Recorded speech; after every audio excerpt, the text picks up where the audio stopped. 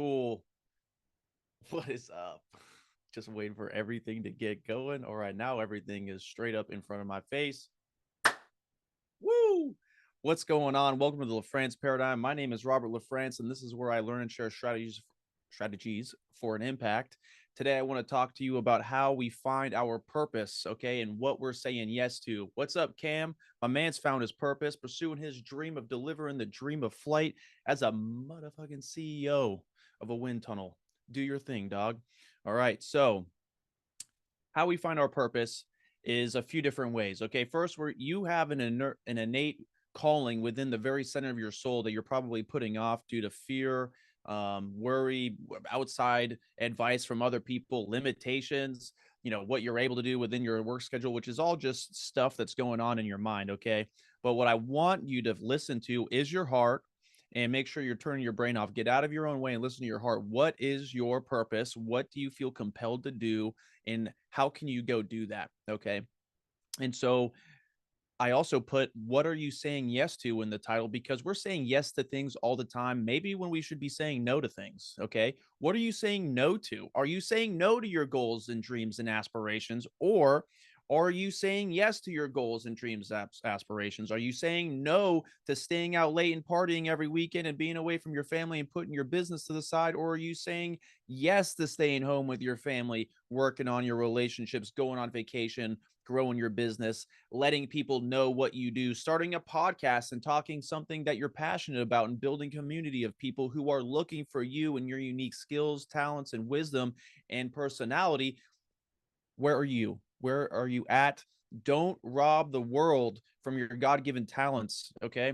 Don't rob yourself from the fruit and the passions and the excitement and the love that you're going to receive, not just from yourself, but from the people who are like, yo, I'm so glad you said that because I've been feeling this way and that really helped me. All right. We can do so much more than just work a job and get paid, or we can do so much more than just trying to figure out how to make a bunch of money. Okay. There lies riches in living out our purpose, working with a group of people that love doing the same thing, being a part of a community, and then having stability while doing so. Okay.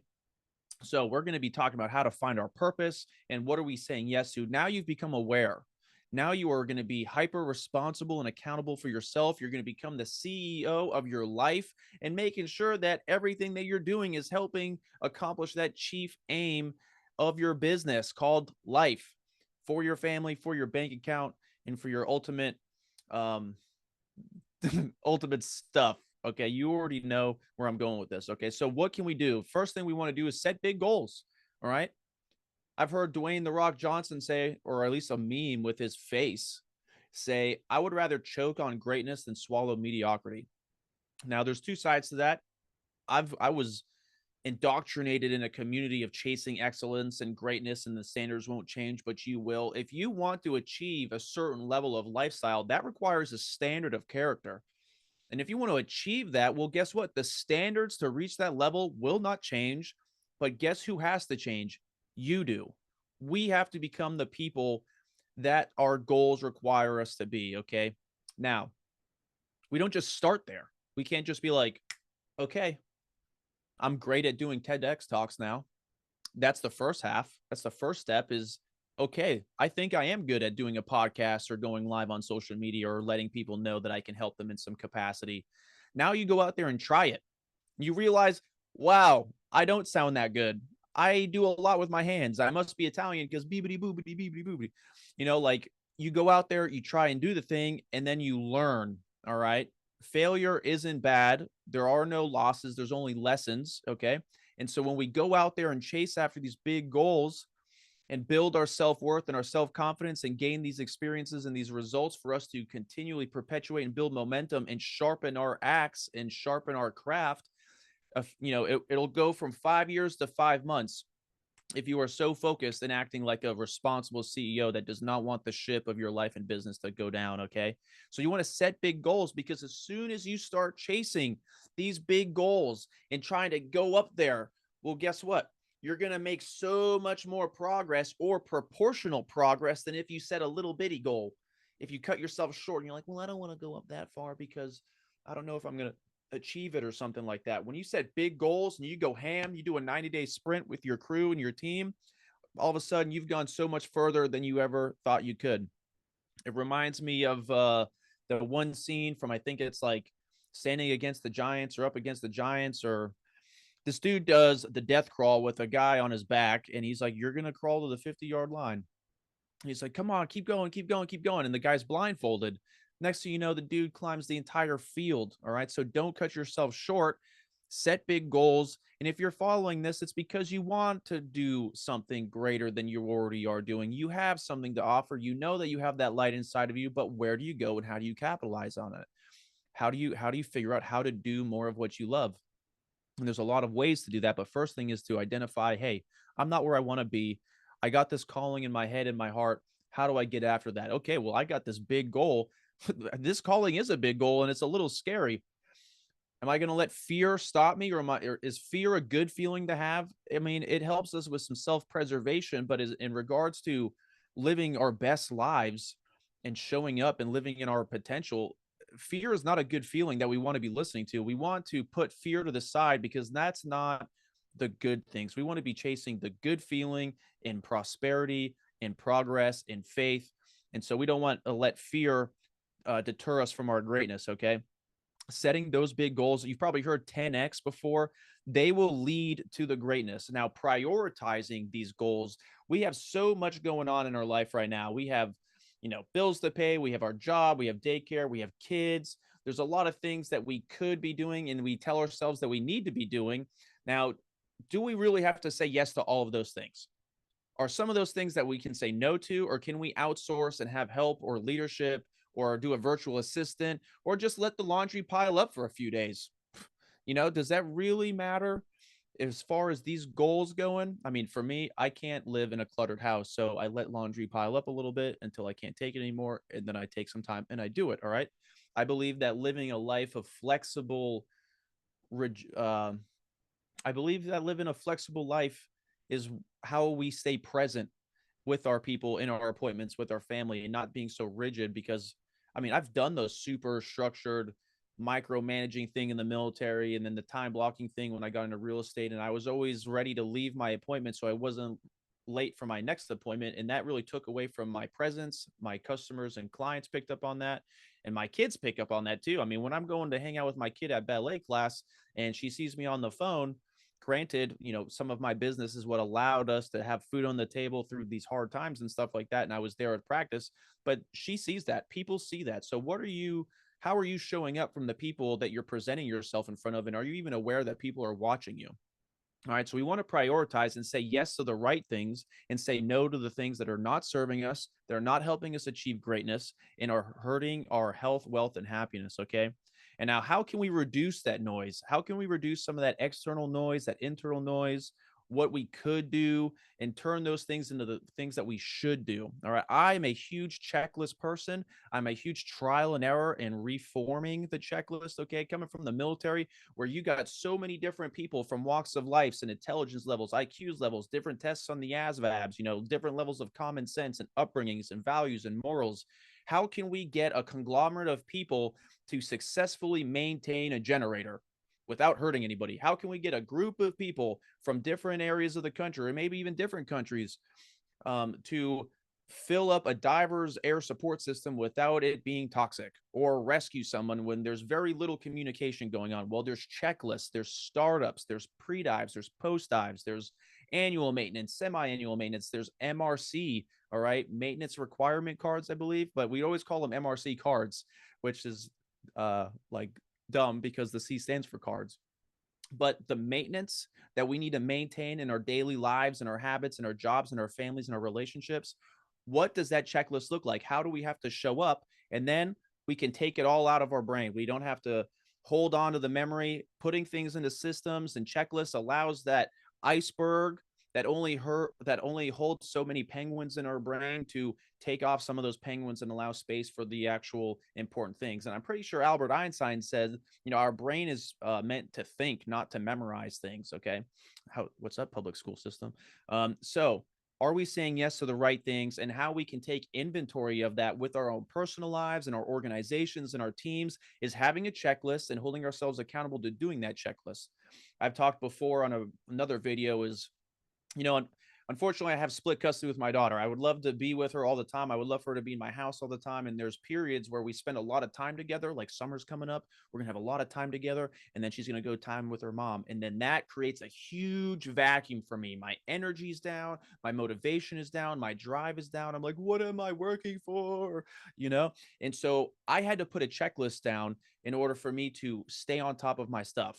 Waking up before sunrise, catching the sunrise, being part of something bigger than I am, and watching the beauty, jump in the ocean first thing in the morning, and then break it down from there. I'm actually going to talk about how I break my day into thirds, because we should have three goals and priorities in our life, and anything that isn't a part of those top three priorities and goals in those three sections is essentially a waste of time and something that we don't have to do.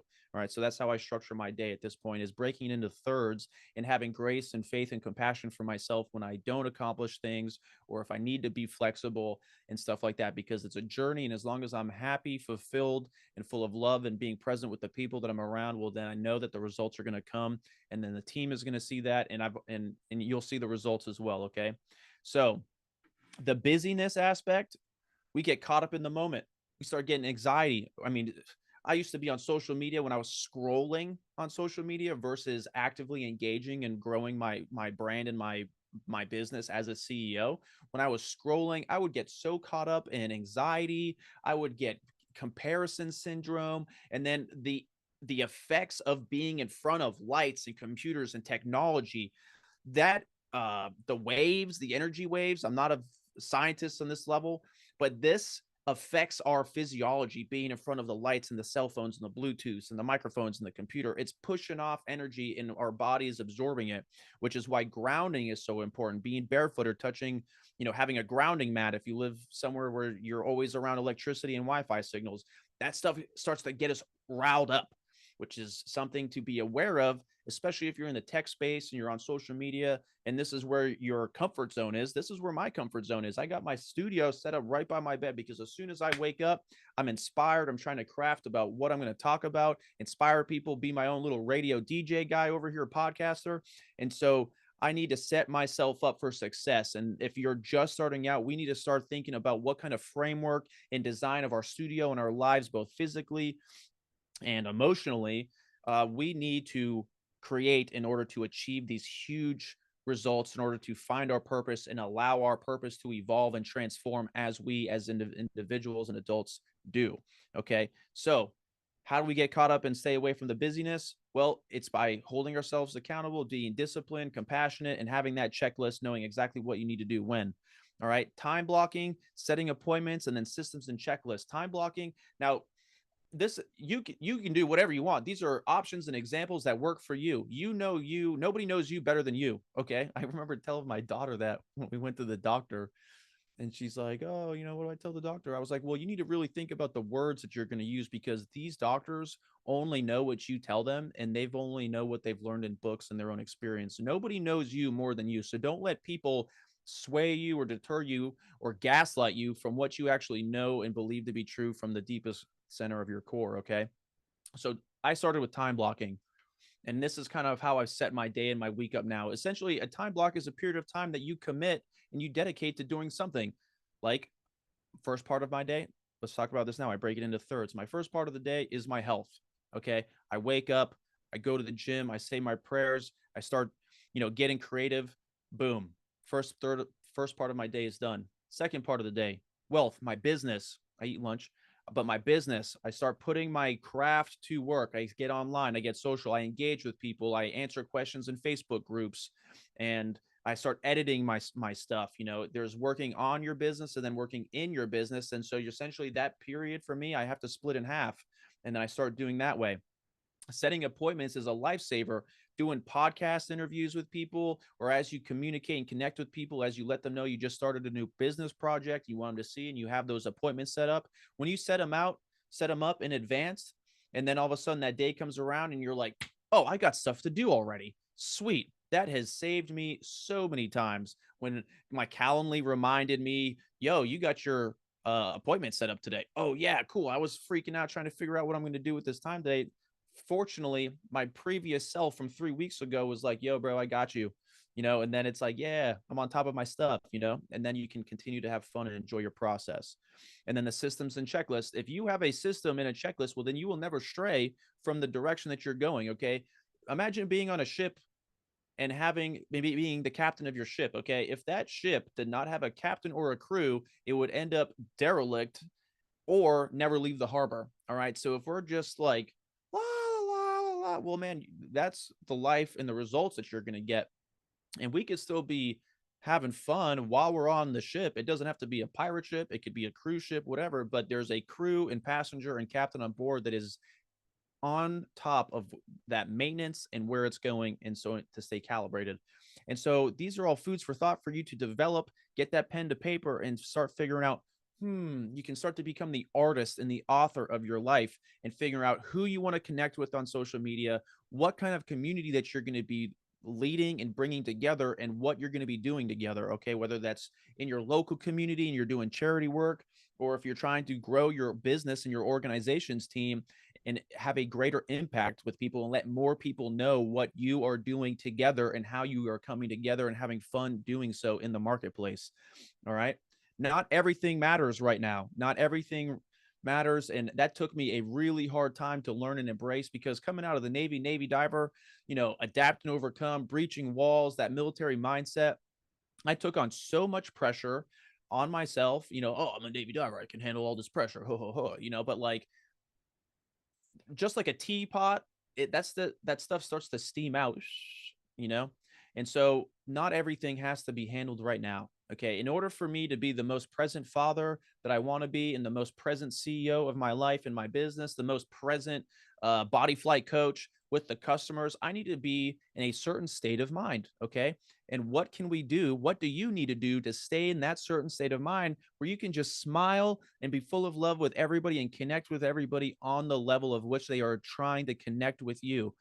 Wow, you get to fly all day. Oh, yeah, it is incredible, versus like, hey, you need to pay for those high flights. Oh, I didn't know I had to pay. Well, we talked about it. You know what I mean? Like, it's a different handling of conversation when people are like, yo, dude, I'm going through a nasty divorce right now. I have no idea what to do, blah, blah, blah. I can be in a good position that my friends or my clients or my kid need me to be when I have the right mindset. Okay. And that's why I break up my day into thirds: health, wealth, and happiness. I need to make sure I'm doing the gym. I need to make sure I'm eating right. And I need to make sure that I'm reading the books that are helping me become the person and character that I want to be for my business, for my community, for my kids. Okay.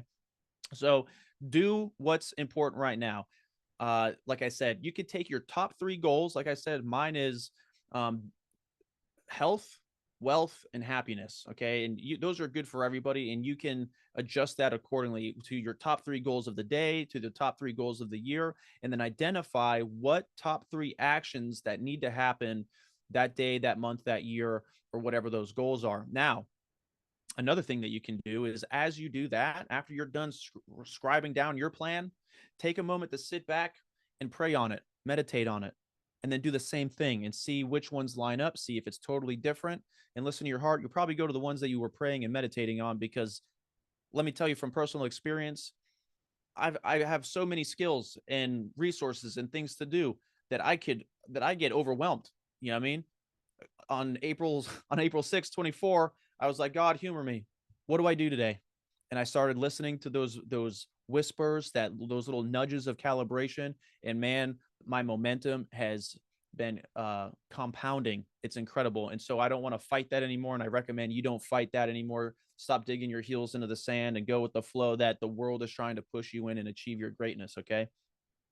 If you can record your actions, people talk about getting planners and setting appointments, but even how about just tracking your expenses for the day? Every time or what, if you're trying to lose weight, if you're trying to drink less coffee, if you're trying to be on top of your money and spend less money or make more money or invest more, well, let's start keeping track of what it is that we're doing, like a journal. Okay. And then at the end of the day, you can see what was working, what was helping you, what's helping you get forward, or what you can do less of. Okay. I realized that I didn't have to go out and eat as much as I wanted to or thought I enjoyed. Okay.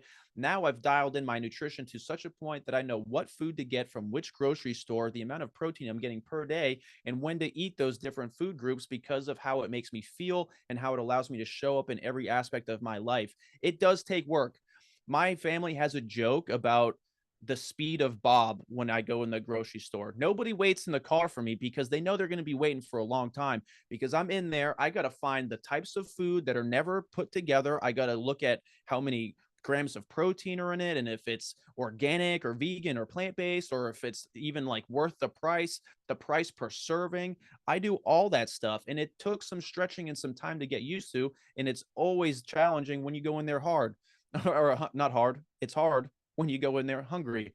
All right. And that's usually what happens to me by the time I end up leaving that place because I'm just shopping. All right. But I've dialed it in. I know what I need to eat to make sure I'm getting at least 100 grams of protein a day to match my activity levels and show up. And I want you to do the same thing. Record your actions, make sure they're aligning with your goals, recalibrate, repeat. Okay. Rinse and repeat this process, and you will sift through and narrow down what it is that you want to be doing. Okay. And then, like I said, checklist, things become doable. Not only do you realize what you can do more of and do less of, but the things that you thought you couldn't do through this process, you're forging yourself into the character that you actually want to become and that you're aiming to become. And you realize that things are more doable. So you're going to try to bite more. You're going to take more off and then take more on and then pursue that. And then all of a sudden it's like, oh, that wasn't that hard. That wasn't that hard. How do you make flying look so easy? Well, you should have seen the first 15, 20 hours. I was busting into the walls. I was super tense trying to force it. Man, if I could tell you anything I learned from learning how to fly in the wind tunnel, is people try to get so caught up in using their muscles in doing this body position in this process that they think that they know, and they're so used to using their arms and their hands outside of the wind. The biggest trick is to relax and find the body position for the wind to do the work. If you ever go indoor skydiving, the best thing that you can do for yourself and increase your experience is to just relax as much as possible and allow the wind instructor to do his job and put you in the right body position so you can just float. All right. What can you do in your life? Who can be your wind tunnel instructor of life to help you find the body position for you to be in, and allow the wind and world do the work for you? Okay. We got to plant the seeds in order to reap the fruit and harvest in the fall. Okay, we know that, but we don't have to force things. And I had to learn that through a lot of trial and error and experiences and heartbreak after getting out of the Navy. All right. Narrowing in, saying yes to what's waiting and what's working. Okay, coaches. I want to talk to you about coaching. There was I saw this video in a podcast talking about, okay, that's enough podcasts. That's enough courses. I've spent thousands of dollars on courses. And I'm glad that I did. But there was a certain point where I had to wake up. I'm like, okay, no more courses. It's time to go to work. It's time to put it out there and learn. When I was going through my training of becoming a master training specialist and then going through like the GoPro Accelerator program with Eric Worre, talking about hosting workshops and events, there's been multiple reminders that the teacher learns more than the student. And I'll explain why. The teacher is the person in front of the classroom or wherever the teacher is. Okay.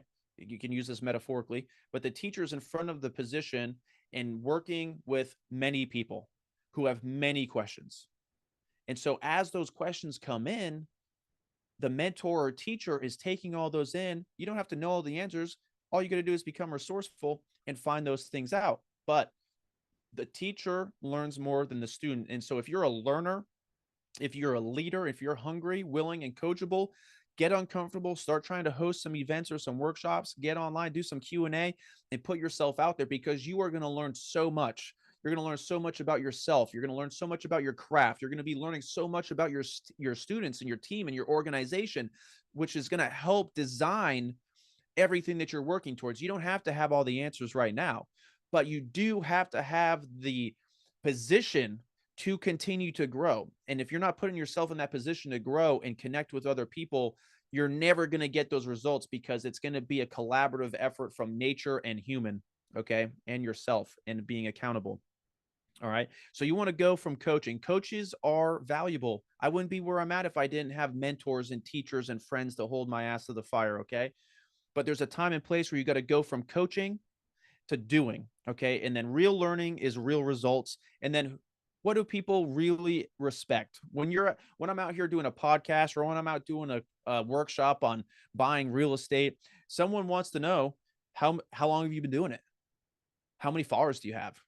How much money have you made? What kind of car do you drive? Some of those materialistic things that don't matter, but people start asking questions to vet you and figure out what it is that you're doing. And if you don't have the rapport or the wherewithal, the confidence or the experience to go through those challenges, which people have every right to ask you when they're vetting you and looking for a leader to follow, and making sure they're not getting scammed and nobody's getting ripped off, and they're serious about the results. There should be some type of interview screening process. Okay. And so putting yourself in that position, as uncomfortable it might be, you just got to remember that it's helping you become the person that you're aiming to become in more than one ways than you can imagine. Okay. So I want you to know that you can do this. I want you to look at my videos and think, wow, I can do that better. Wow, if he's doing it that way, man, I got this set up or that set up, or, I want you to know that you can do it. If you got a cell phone, you can do this over a period of time. You can buy a used laptop. You can buy a brand new laptop. I don't know what stage you're in. You might be in the starting phase. You might be in the um, scaling phase or the building momentum phase, and then you might be in the scaling phase. Okay. So depending on where you're at, this is all applicable. I want you to know that you can do it, especially if you're a veteran, if you're a military member, you've already sworn your hand to do so much for the cost of up to your life. Okay. So you've gone to training, you've left home, you've worked with people that you couldn't stand, you've worked with leaders that you couldn't stand, you've lost friends, maybe you haven't, maybe you got out and you've lost your sense of purpose. But I want you to know that if you spent 4 years in the United States military, you have enough transferable skills to apply in the workforce, in the entrepreneurship realm, to become an awesome leader. Okay. High risk environments, firefighting services, you have enough tools and resources and skills and experiences to fall back on and bring to the table. And once you have that aha moment, once you unlock that door and you're like, you know what? Wow, I have been sleeping on my talents. You're going to be able to do everything that you want, and you're going to be able to reap the results no matter what it is: family, wealth, health, wealth, happiness. That's what we want to be doing. Okay. Purpose, camaraderie, and stability. If you're not working towards that, this ain't for you. Okay. I want to be one of the 5 that helps you become wise, not the other way. Okay. So you can do it. You've done harder things before. You want to get out of your own way and give your peace, love, and happiness a chance. Okay. Your family and your team and the world needs your talents. Don't be anxious about anything. I want you to be authentic. Okay. People love authenticity. If you're in the sales arena, people can feel that energy when you're not being authentic. People can feel when you're trying to just make a commission and you're looking at them like a dollar sign. And I've been there. I've been there when I was going through some hardships, but all I had was my real estate agent license and some motivation. And I'm carrying all this baggage in the back of my head. People can feel that I'm not actually there. And I'm really hoping that we close, because of all these things. Okay. And so there's some personal development that's required. Okay. If you want to read personal development books, there's so many opportunities out there. There's so many courses that you can go out there. I mean, The Alchemist is a great book. Think and Grow Rich, How to Win Friends and Implement People. The one that I just got turned on, which I think blows them all away, is the Holy Bible. It is a fat book that's been around for a long time that nobody's messed with since its creation. So if you really want to know what's going on and follow some good leadership, check that one out. But maybe you're not ready for that. Okay. I wasn't ready for it. I've resisted for a long time, but companies have a ton of included personal training involved with them. My company has tons of personal development incorporated. They got systems for success for you to fall on as you learn what you're doing, as you learn, as you earn, and all kinds of resources. Okay. So tap into your company, no matter where you're at. Ask if they got some type of training or personal development leadership programs that they'll pay for or reimburse you for. And if you're still not getting it, well, that's what the internet's for. That's what podcasts for. That's what Facebook groups are for. And that's what my team is for. And that's what our company's for. for. And if you're not about building passive income quickly so you can be a more present human being for your family and your community and rise this country up and rise your neighborhood up, we ain't for you. All right. But that's what we're about here. So do not be anxious about your potential. Get out of your own way. Fear is not serving you. You want to love yourself and give yourself a chance and then realize, wow, I was scared for nothing. All right. Because the world needs your talents. Thank you so much. My name is Robert LaFrance. The rising tide lifts all ships. Help me, help you, help your friends. Get out there, charge it. I love you. Peace. For the still. Here we go.